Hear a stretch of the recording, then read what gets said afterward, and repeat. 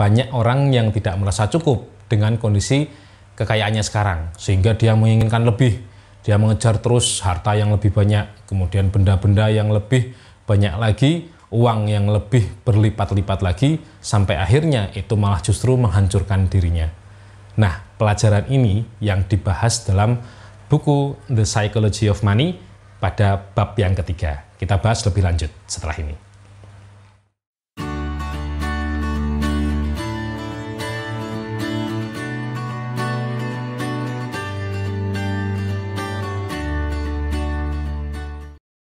Assalamualaikum, ketemu lagi di channel The Pria Hita. Kita akan melanjutkan pembahasan mengenai buku The Psychology of Money ya, buku yang sekarang kita akan membahas bab yang ketiga. Bab yang ketiga ini judulnya adalah Tak Pernah Cukup. Nah, ini sangat penting ya saya rasa, ya, terutama di era sekarang ini, betapa pentingnya rasa cukup, betapa berbahayanya keserakahan gitu ya. Karena orang yang tidak pernah merasa cukup itu justru akan menghancurkan dirinya sendiri. Itu dibahas dengan sangat bagus di buku ini. Jadi di buku ini diceritakan soal beberapa tokoh yang istilahnya serakah ya. Karena keserakahannya itu akan justru malah menghancurkan kehidupannya. Jadi ini sangat terkait dengan kondisi sekarang, di mana seringkali kita merasa insecure ya. Bisa jadi sekarang ini kondisi kita sudah baik, sudah oke. Gaji kita sudah cukup lah, kita tidak merasa kekurangan. Tapi ketika kita melihat orang lain, ketika melihat gaya hidup orang lain lebih wah, lebih punya barang-barang mewah, punya kendaraan yang lebih bagus dibandingkan kita, punya rumah yang lebih besar dibandingkan kita, kemudian kita merasa tidak cukup, kita merasa ingin memilikinya juga, gitu. Yang justru malah rasa iri tadi, rasa ingin lebih tadi, rasa tidak cukup tadi yang justru malah berbahaya. Apalagi memang kondisi seperti itu, yang mungkin kita kenal sekarang flexing ya istilahnya, orang-orang pamer, orang banyak pamer kekayaannya, pamer mobilnya yang baru, pamer mobil sportnya yang harganya miliaran gitu kan, pamer banyak hal lah, pamer jam tangan mewah dan sebagainya yang sekarang ini lagi sering dilakukan banyak orang ya, banyak influencer mungkin itu yang kemudian harus kita waspadai. Jangan sampai kemudian kita mentah-mentah merasa kita harus seperti mereka, merasa kita harus memiliki barang-barang yang seperti mereka, sehingga itu menghilangkan rasa cukup, rasa bersyukur di dalam diri kita. Ini ada sebuah quote menarik di sini. Kapitalisme modern sangat hebat dalam dua hal. Yang pertama adalah menciptakan kekayaan dan menciptakan rasa iri. Barangkali keduanya bergandengan. Ingin mengalahkan sesama bisa menjadi pendorong kerja keras. Tapi kehidupan nggak pernah asik tanpa rasa cukup.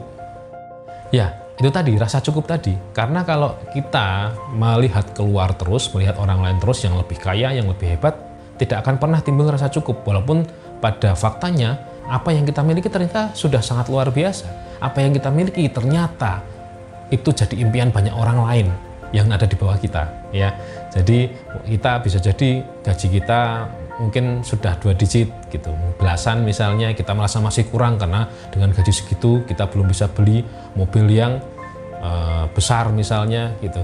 Tapi ternyata gaji segitu sangat-sangat diimpikan oleh banyak sekali orang-orang lain di luar sana gitu ya. Nah, kapitalisme tadi yang kemudian memang men-setting agar kita terus belanja, terus spending money ya, terus menganggap bahwa ya kita perlu uang lebih lagi untuk bisa bahagia. Padahal faktanya tidak.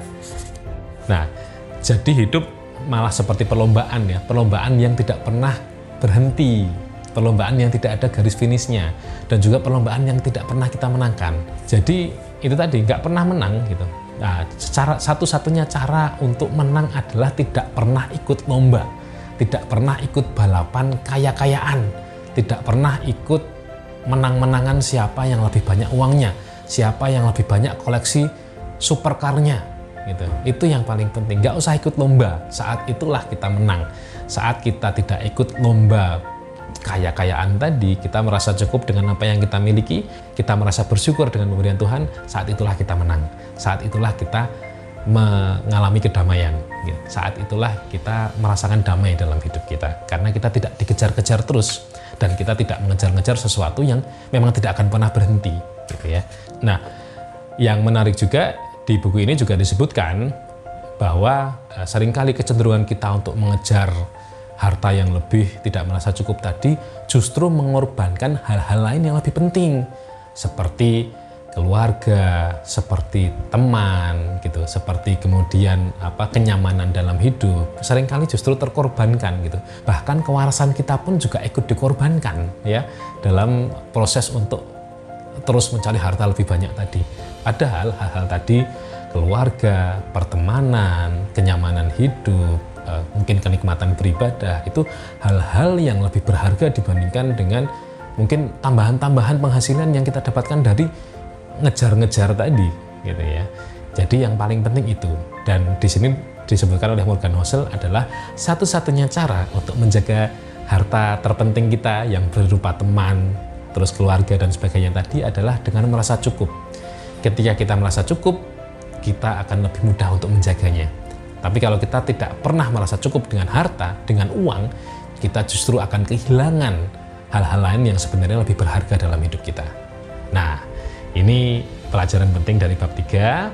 Intinya merasa cukup, itu tetapkan rasa cukup kita sendiri, tetapkan standar kita sendiri, jangan mudah terpengaruh oleh orang lain, jangan termakan oleh flexing atau pamer-pamer orang lain, gitu, sehingga kita merasa kita harus juga memiliki harta sebanyak dia, benda-benda sebanyak dia. Cukup, merasa cukup itu adalah sumber kekayaan yang paling tinggi. Dan justru dengan rasa cukup tadi, kita akan lebih bisa menjaga hal-hal lain yang justru lebih penting dalam hidup kita.